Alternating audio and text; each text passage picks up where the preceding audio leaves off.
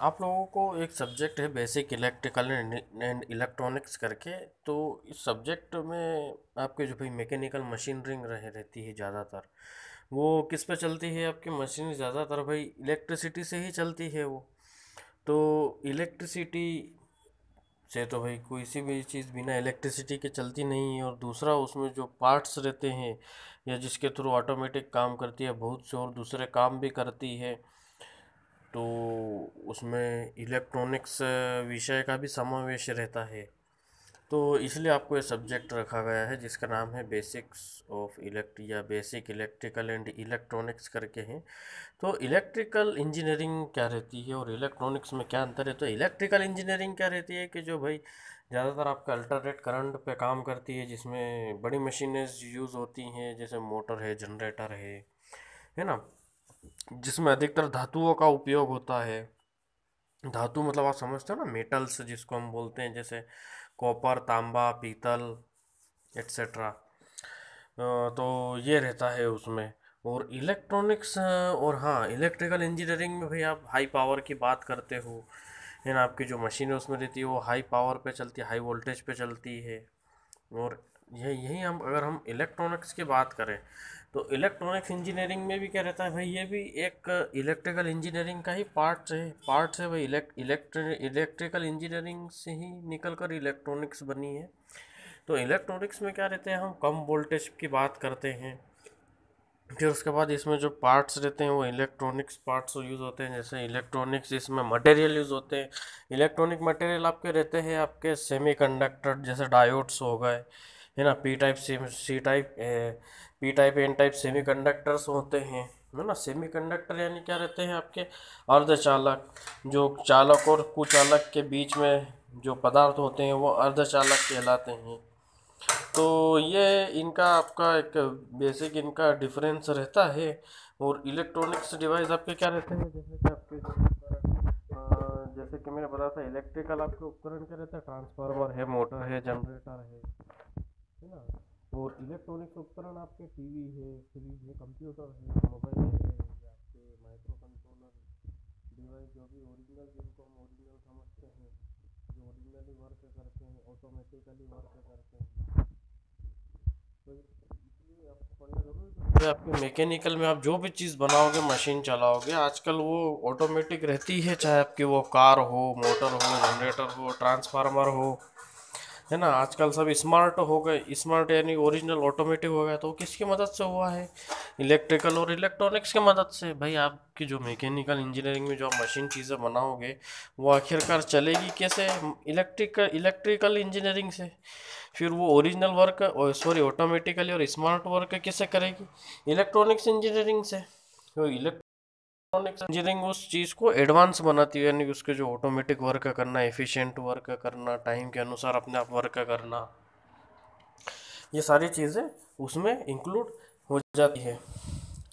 तो electronic engineering में क्या रहता है आपका, it is a branch of science. ये विज्ञान और तकनीक की एक ब्रांच है जो किससे डील करती है, जो कि स्टडी ऑफ इलेक्ट्रॉनिक डिवाइस और उनके यूटिलाइजेशन के। तो इलेक्ट्रॉनिक डिवाइस आपके क्या होते हैं? The device in which the electrons flow inside the semiconductor, यानी कि वह डिवाइस जिनके अंदर इलेक्ट्रॉनिक फ्लो होता है, इलेक्ट्रॉन का उनके अंदर यानी सेमीकंडक्टर में उनका फ्लो होता है। और सेमीकंडक्टर मैंने बताया आपके जो रहते हैं P type N type semiconductor होते हैं आपके। तो P type N type semiconductor आपके जनरली वह मटेरियल होते हैं।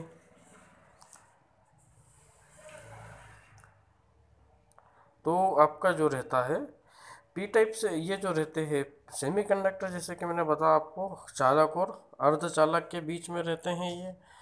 तो चालक का जो रहता है, जिसके अंदर से विद्युत प्रवाह आसानी से हो सके, उसको हम चालक कहते हैं। और कुचालक यानी कि वह पदार्थ जिनके अंदर विद्युत का प्रवाह आसानी से फ्लो नहीं हो सकता है, वो आपके कुचालक कहलाते हैं। जैसे कि कुचालक के एग्जांपल आप लोग ही बताइए, जैसे कि प्लास्टिक हो गया, रबर हो गया, लकड़ी हो गया, है ना। ये आपके कुचालक है तो अर्धचालक जिसमें करंट फ्लो हो भी सकता है और हम चाहे तो नहीं भी हो सकता है। तो ये इसमें रहता है आपका।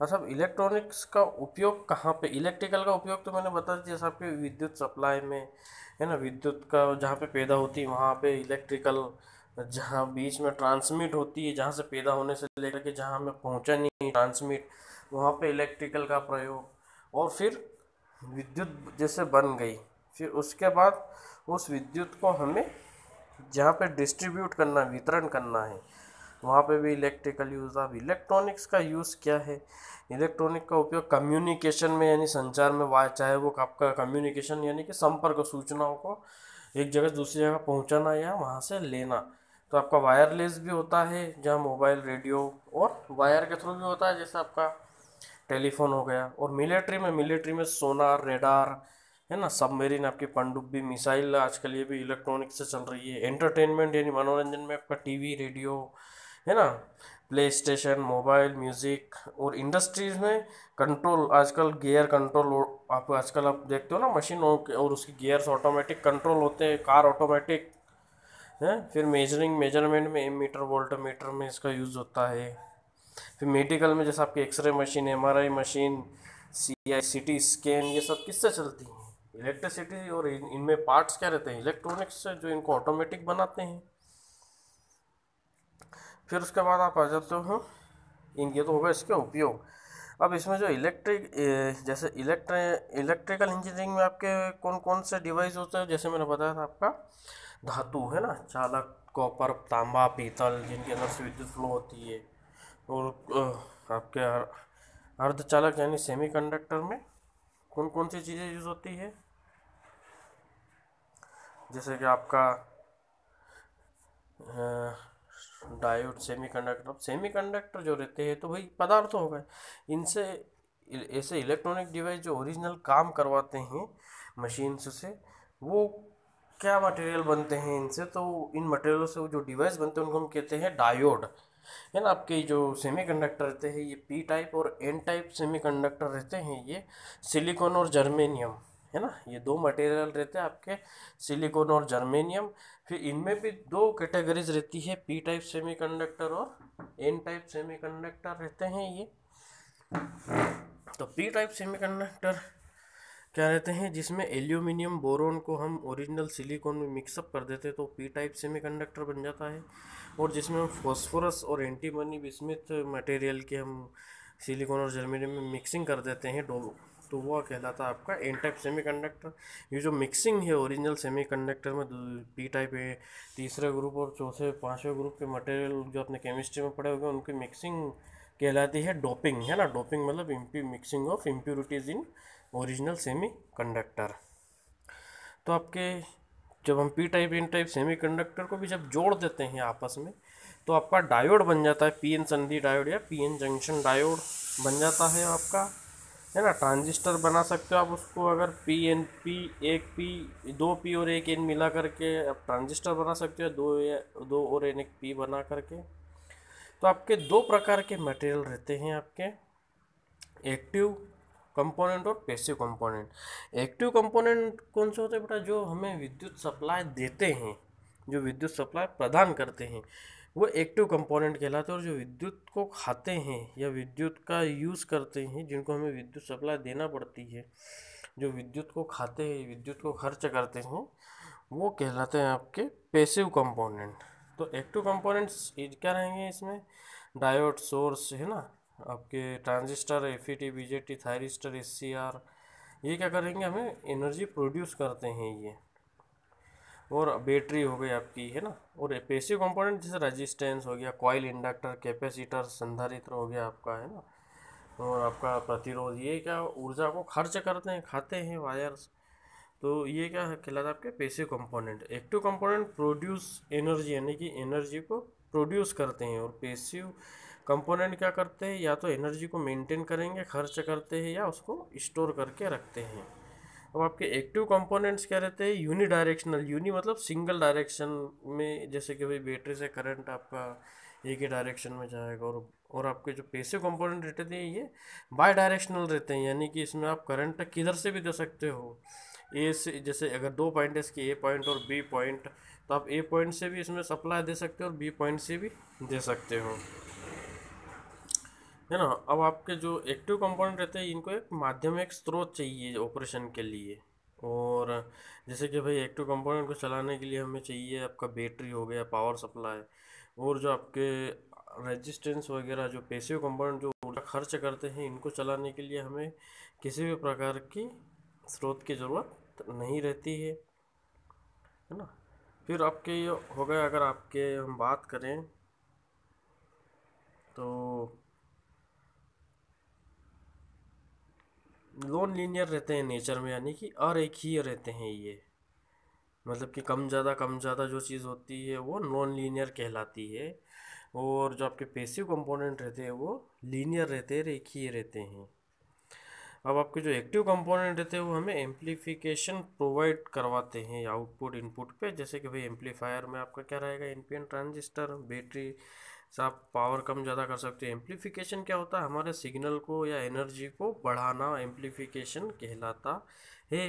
अब आपके जो पैसिव कंपोनेंट रहते हैं वो तो सिर्फ ऊर्जा को खाते हैं, तो ये आपके सिग्नल या ऊर्जा को बढ़ाएंगे थोड़ी ना, यानी कि एम्पलीफिकेशन का काम नहीं करते हैं ये, हमें एम्पलीफिकेशन प्रोवाइड नहीं करते हैं ये।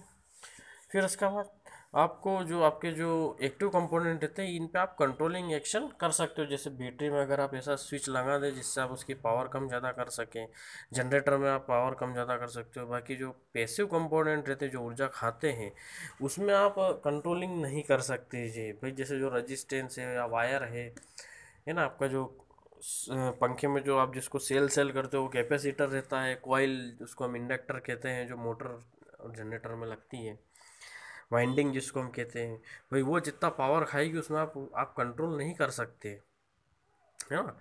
फिर आपका जो आपके मटेरियल्स रहते हैं, जो मैं आप पहले को आपको समझा चुका हूँ कि भाई दुनिया के अंदर जो मटेरियल्स हैं वो तीन प्रकार के होते हैं, है ना। तो सॉलिड, हमारे सॉलिड, लिक्विड और गैस, है ना। पर हमारे इलेक्ट्रिकल और इलेक्ट्रॉनिक्स में जो मटेरियल्स होते हैं वो सॉलिड ही रहते हैं, है ना। तो जैसे कि आपके अभी मैंने आपको बताया था, जो इनकी चालकता, चालकता क्या होती है कि भाई जिसके अंदर अधिक से अधिक जो विद्युत सप्लाई है वो प्रवाहित हो सके। तो विद्युत प्रवाह किसके अंदर होती है, अधिकतर आपके चालक के अंदर, यानी कि धातु के अंदर। तो वही हम इसमें देखते हैं, depending upon the conductivity of material they are classified as, यानी कि इनकी चालकता के आधार पर, यानी कि अपने अंदर से विद्युत या करंट प्रवाह करने की जो क्षमता है उसके आधार पर हम इनको तीन भागों में डिवाइड किए हुए हैं। पहला है आपका इंसुलेटर, दूसरा है सेमीकंडक्टर और चौथा है कंडक्टर्स। ये सिग्मा जो है लिखा है इसमें ब्रैकेट में, ये जो चिन्ह है आपको छः जैसा दिख रहा है, ये सिग्मा कहलाता है, चालकता का चिन्ह है ना। तो चालकता भाई सेमी इंसुलेटर, यानी कि कुचालक जिसके अंदर से विद्युत प्रवाह होती ही नहीं है, जैसे प्लास्टिक, रबर, लकड़ी, इनकी बिल्कुल जीरो होती है चालकता। दूसरा आपका सेमीकंडक्टर, यानी कि अर्धचालक, जो silicon, germanium, P type, N type semiconductor या पी एन डायोड, ये जो रहते हैं आपके ट्रांजिस्टर, इनमें चालकता कम रहती है। और जो आपके कंडक्टर्स यानी कि जो चालक रहते हैं उसमें बहुत हाई रहती है चालकता, यानी कि विद्युत प्रवाह बहुत ज़्यादा होता है, उनमें उच्च होता है।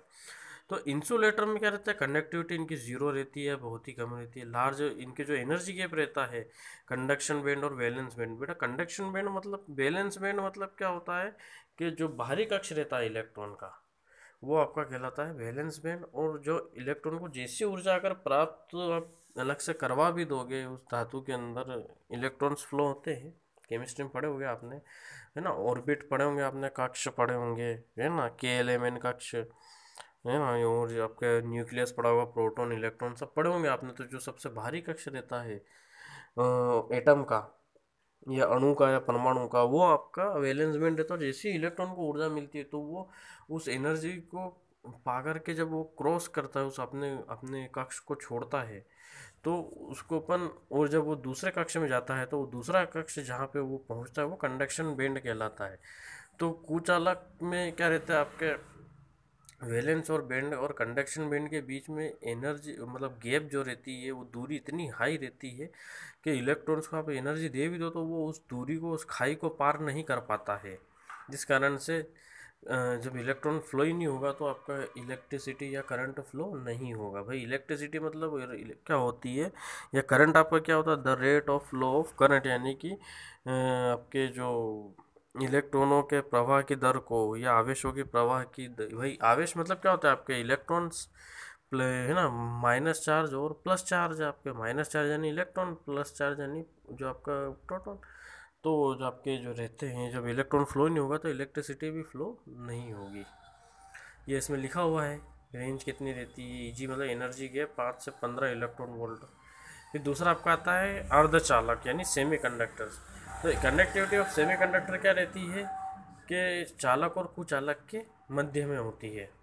भाई चालक और कुचालक में मध्य से क्या तात्पर्य है कि जो इसका एनर्जी गैप है, वो जो बीच में गैप है, जैसे चालक और जैसे कुचालक में तो कंडक्शन बैंड और वैलेंस बैंड के बीच में जो गैप थी बहुत अधिक थी, और बाकी सेमी कंडक्टर में क्या रहती है, वैलेंस बैंड और कंडक्शन बैंड के बीच की जो दूरी है वो कम रहती है, मीडियम रहती है ना। सेमी कंडक्टर जो रहते हैं आपके अगर आपने एनर्जी नहीं दी तो ये उस समय इन कुचालक की तरह काम करेंगे। बाकी जैसे अगर हम इनको अलग से ऊर्जा देते हैं या रोशनी प्रदान करते हैं, हीट प्रदान करते हैं, तो ये इनकी चालकता बढ़ जाती है। फिर ये अपने अंदर से तापमान बढ़ने पर ये अपने अंदर से करंट को फ्लो करवाने लग जाते हैं। यानी कि तापमान बढ़ने पर इनकी चालकता बढ़ जाती है और तापमान घटने पर इनकी चालकता घट जाती है। तो यानी कि क्या रहेगा, जैसे तापमान बढ़ेगा तो इनका अंदर का जो प्रतिरोध रहता है, जो करंट फ्लो को रोकता है, वो कम होने लग जाता है। तो ये रहता है आपका 1 इलेक्ट्रॉन वोल्ट रहेगी आपकी सिलिकॉन के लिए, और 0.7 इलेक्ट्रॉन वोल्ट रहेगी जर्मेनियम के लिए। अब कंडक्टर इनकी कंडक्टिविटी बहुत हाई रहती है, और इनके जो कंडक्शन बैंड और वैलेंस बैंड के बीच में गैप बिल्कुल भी नहीं होती, एक दूसरे से ओवरलैप रहते हैं, एक दूसरे से चिपके हुए रहते हैं ये। अगर हम टेम्परेचर बढ़ाते हैं तो इसमें क्या रहता है, रेजिस्टेंस थोड़ा इंक्रीज हो जाता है इनका, जैसे, और कंडक्टर्स पॉजिटिव टेम्परेचर कोफिशिएंट रहता है इनका, यानी तापमान बढ़ने पे इनके अंदर का प्रतिरोध बढ़ता है, जिससे करंट कम होने लग जाता है। अब आपके सेमीकंडक्टर मैंने बताया जैसे कि दो प्रकार के रहते हैं, इंट्रिंसिक या प्योर और या अनडोप्ड, और आपके रहते हैं दूसरा रहता है आपका एक्सटेंसिक या अशुद्ध या डोप्ड, जिसमें मिक्सिंग रहती है। तो प्योर सेमीकंडक्टर तो कुछ अलग की तरह रहता है, किसी काम का नहीं रहता है वो, क्योंकि उसमें क्या रहता है भाई, भारी कक्ष में 4 इलेक्ट्रॉन रहते हैं केमिस्ट्री की भाषा में, और 4 इलेक्ट्रॉन्स दो दो करके पेयर बनाए हुए रहते हैं और फ्लो नहीं होते हैं। जब आप इसमें तीसरे ग्रुप की इम्प्योरिटी जैसे एल्यूमिनियम, या पांचवें ग्रुप की इम्प्योरिटी जैसे आर्सेनिक, फास्फोरस मिला देते हो, तो इसमें एक इलेक्ट्रॉन या तो कम हो जाता है या एक इलेक्ट्रॉन बढ़ जाता है, तो जिसके कारण से वो भाई सिंगल इलेक्ट्रॉन मूवमेंट करता है एक जगह दूसरी जगह, पेयर बनाने के चक्कर में, दूसरे इलेक्ट्रॉन की खोज के चक्कर में। तो वो फ्लो जब करता है तो इसके कारण से करंट फ्लो होने लग जाता है। इसलिए अशुद्ध इसको करना ज़रूरी है, अशुद्धि मिलाने की प्रोसेस को हम डोपिंग कहते हैं। तो आपका ये सारी बातें इसमें लिखी हुई है कि भाई ये सिलिकॉन है, इसके आसपास आपने अगर मटेरियल मिलाया तीसरे ग्रुप का तो इसमें एक इलेक्ट्रॉन कम हो जाता है, और अगर पांचवें ग्रुप का मिला दो तो एक इलेक्ट्रॉन इसमें एक्स्ट्रा रह जाता है। तो पांचवें ग्रुप की इम्प्योरिटी अगर आप सिलिकॉन में मिलाते हो या जर्मेनियम में मिलाते हो तो वो एन टाइप सेमीकंडक्टर बन जाता है, और तीसरे ग्रुप की इम्प्योरिटी में मिलाते हो तो वो पी टाइप सेमीकंडक्टर आपका पैदा हो जाता है, जिससे इलेक्ट्रॉन गैप कम हो जाता है और आपका करंट फ्लो होने लग जाता है। जब और जैसे हम P type N type semiconductor को जब मिक्स कर देते हैं तो आपका पी एन संधि डायोड बन जाता है। पी एन संधि डायोड बनने के बाद उसमें से करंट फ्लो होने लग जाता है। फिर आप इसको चाहो तो स्विच की तरह यूज़ कर लो, रेक्टिफायर एसी को डीसी कन्वर्ट करने में यूज़ कर लो, या ट्रांजिस्टर बनाने में यूज़ कर लो, है ना। एन टाइप में आपके क्या रहता है, इलेक्ट्रॉन अधिक रहते हैं, और पी टाइप में होल अधिक रहते हैं, है ना। और आपके जो चार्ज कैरियर रहते हैं वो होल्स रहेंगे पी टाइप में, और इलेक्ट्रॉन रहेंगे एन टाइप में जो करंट फ्लो करवाएंगे। आपके जो कंडक्टिविटी इलेक्ट्रॉन की रहती है इन टाइप में, और आपकी कंडक्टिविटी होल की रहती है, जिस पे प्लस चार्ज रहता है होल पे, और इलेक्ट्रॉन पे माइनस चार्ज रहता है। ठीक है सर। और मोबिलिटी मतलब कि उसका मूवमेंट, हाँ ये फार्मूलेज है कुछ। आपका रजिस्टिविटी क्या होती है, भाई रजिस्टिविटी चालकता की उल्टी रहती है। मटेरियल का वहाँ गुण जो अपने अंदर से करंट के फ्लो को या जो चार्ज के प्रवाह का अधिक से अधिक विरोध करे, वो आपका रजिस्टिविटी कहलाती है। भाई रजिस्टिविटी अगर जिस मटेरियल की ज़्यादा रहती है तो उसकी चालकता कम रहेगी, यानी कि उसके अंदर से करंट फ्लो होने की क्षमता कम रहेगी। और आपका ये रो कहलाती है, इसको हम रो से डिनोट करते हैं, है ना। इसको हम ऐसे भी डिफाइन कर सकते हैं, ये एक अनुपात रहता है किसका, मटेरियल की लेंथ और उसका अपॉन में उसके एरिया का, है ना भाई। क्या रहेगा इसका मतलब कि लेंथ बढ़ाने पर रेजिस्टेंस बढ़ेगा, प्रतिरोधकता भी बढ़ेगी। और चालक का जब हम, यानी चालक या तार का जब हम एरिया बड़ा कर देंगे, यानी तार मोटा कर देंगे अगर हम, तो करंट फ्लो, इलेक्ट्रॉन्स को फ्लो होने के लिए गैप ज़्यादा मिल जाएगी। तो गैप ज़्यादा मिलेगी तो आपकी चालकता बढ़ेगी, करंट अधिक फ्लो होगा, और आपकी जो प्रतिरोधकता है, जो करंट का विरोध करती है प्रतिरोधकता, वो कम हो जाएगी, है ना। तो एरिया बढ़ाने पर रेजिस्टेंस बढ़ता है, सॉरी, एरिया एरिया बढ़ाने पर रेजिस्टेंस कम हो जाता है, पर लेंथ बढ़ाने पर रेजिस्टेंस घट जाता, बढ़ जाता है। तो आपका चालकता क्या रहती है, फिर वही चालकता वह गुण जो अपने अंदर से अधिक आवेशों को प्रवाह कर सके, यानी आवेशों का प्रवाह यानी करंट को अपने अंदर से अधिक फ्लो करा सके। इसको हम सिग्मा से डिनोट करते हैं। ये क्या रहते हैं, sigma is inversely proportional to rho, यानी कि एक दूसरे के विपरीत। सिग्मा इज इक्वल टू 1/रो, यानी कि सिग्मा बढ़ेगा यानी चालकता बढ़ेगी तो प्रतिरोधकता कम होगी, प्रतिरोधकता बढ़ेगी तो चालकता कम होगी। तो ये आपका रहता है, जैसे कि ये देखो आपका कंडक्टिविटी के नीचे वाला जो मटेरियल है, इसमें आपका लिखा हुआ है conductivity of material can be related to the number of free charge carrier present, मतलब कि वह जितने अंदर उसके अंदर फ्री चार्ज कैरियर यानी कि फ्री आवेश वाहक रहेंगे, उतनी ज़्यादा उस मटेरियल की चालकता रहेगी। ये जैसे आपका दिख रहा है ना, ई जो लिखे हुए हैं, और ए मतलब एरिया है आपका, जितना ये ई माइनस मतलब कि इलेक्ट्रॉन प्रवाह कर रहे हैं, और एल मतलब उस चालक की या तार की लंबाई रहेगी। तो एन जो रहेगा फ्री इलेक्ट्रॉन्स कनेक्शन रहते हैं आपके, 1 इलेक्ट्रॉन्स मतलब कि क्यू भी बोल सकते हैं अपन इसको, एन ई मतलब कि एन क्यू, क्यू मतलब चार्ज है। अब चार्ज आपके प्लस माइनस दोनों होते हैं। आपका करंट क्या होता है, विद्युत, यानी कि करंट मतलब कि विद्युत धारा, यानी कि आवेशों के प्रवाह की दर को, या flow of electron is called electricity, या फ्लो ऑफ चार्जेस, या the rate of flow of charge is called electric current, यानी कि आवेशों के प्रवाह की दर को, या इलेक्ट्रॉन के प्रवाह हमको हम विद्युत धारा कहते हैं, सॉरी आवेश के प्रवाह की दर को हम विद्युत धारा कहते हैं, और इलेक्ट्रॉनों के प्रवाह को हम विद्युत इलेक्ट्रिसिटी कहते हैं। तो आपका आई, और हम करंट को आई से प्रदर्शित करते हैं, आई बराबर होता है क्यू बाई टी। तो आई मतलब आपका करंट बराबर क्यू आपका आवेश, और अपन में समय टी। आपका जो करंट आएगा समय के अनुसार ही तो बहता है। तो आई मतलब कि नंबर ऑफ चार्ज, क्यू मतलब चार्जेस, ये मतलब एरिया, और आपका वी यानी डिफरेंस जो रहेगा उसमें करंट, जैसे कि आपका ये रहेगा फार्मूला, है ना। फिर इसमें मास एक्शन लो वगैरह रहेंगे जो अभी आपको नहीं आएंगे। तो ये एक आपको मैंने बेसिक बता दिया आपको कि भाई इसका हमारा इंट्रोडक्शन वगैरह होता क्या है।